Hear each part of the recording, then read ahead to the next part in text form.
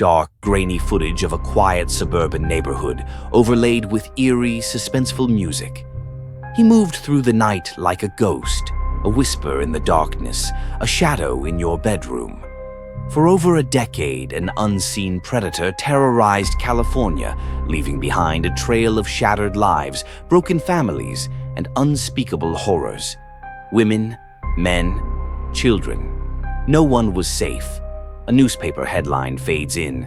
The East Area Rapist Strikes Again. Police left baffled. He was known by many names: the East Area Rapist, the original Night Stalker, the Visalia Ransacker. But the world would come to know him as the Golden State Killer. Cut to real 911 call recordings of terrified victims.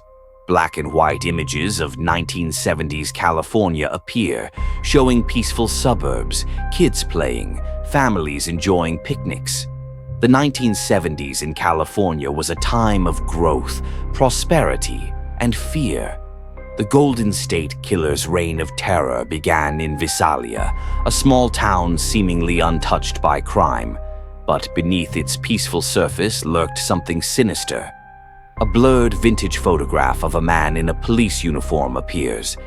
His name was Joseph James D'Angelo, a former Navy veteran, a police officer, a husband, and a father. But behind closed doors, he was something else entirely.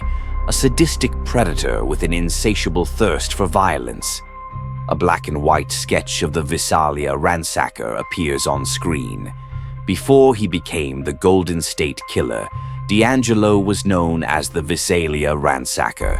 Between 1973 and 1975, a string of burglaries plagued the small town. But these weren't ordinary break-ins. Homes were ransacked, drawers pulled out, and personal belongings scattered.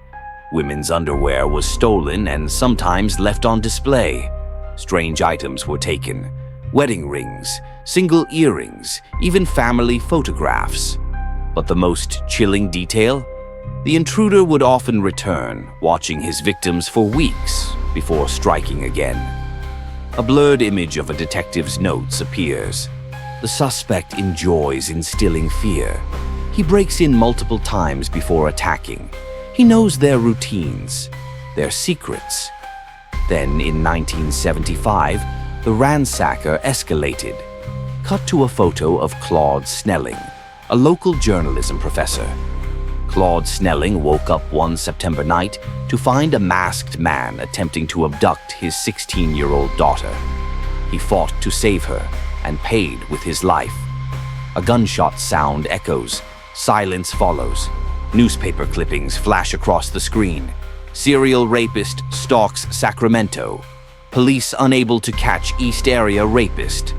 The killer disappeared from Visalia, only to reappear in Sacramento. This time, his crimes turned even darker. Victims were stalked for weeks. Phone calls, strange noises, footprints in the backyard. He would enter homes while families slept, unlocking windows, removing bullets from guns. He wore a terrifying ski mask, carrying a knife and a gun. He bound his victims tightly, using shoelaces, sometimes even blindfolding them. A chilling 911 recording plays. Please, please, he's in the house. He has a knife. The East Area Rapist attacked over 50 women between 1976 and 1979. He targeted women who lived alone, couples, even young girls. He left cryptic messages. He whispered chilling words into his victims' ears.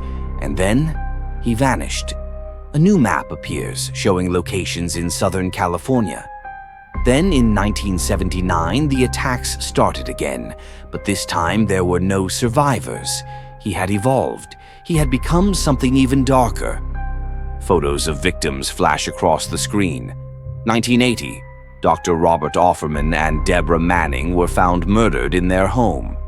1981, Sherry Domingo and Greg Sanchez suffered the same fate.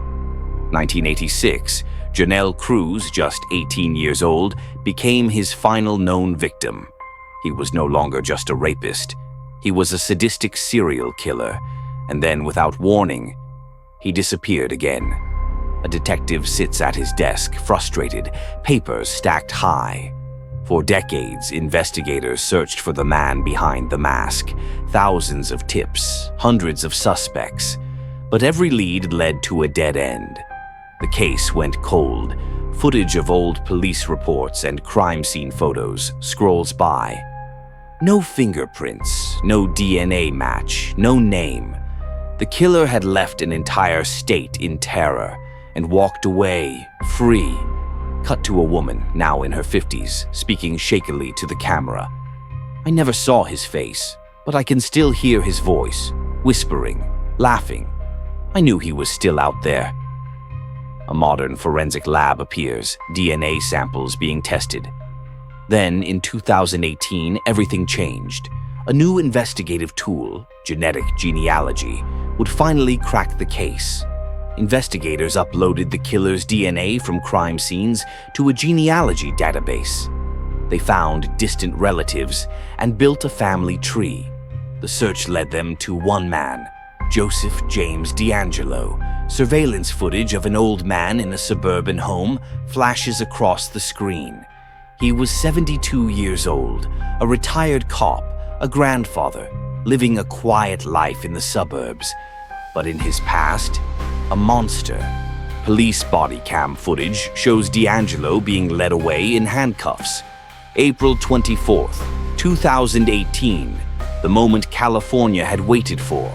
The Golden State Killer was in custody. A real courtroom sketch of D'Angelo appears. When confronted, he muttered a chilling phrase. "I did all that. I didn't have the strength to push him away. He made me do it." Who was he? Another personality? A fabricated excuse? The world may never know. Cut to a courtroom, victims and their families seated, their faces heavy with emotion.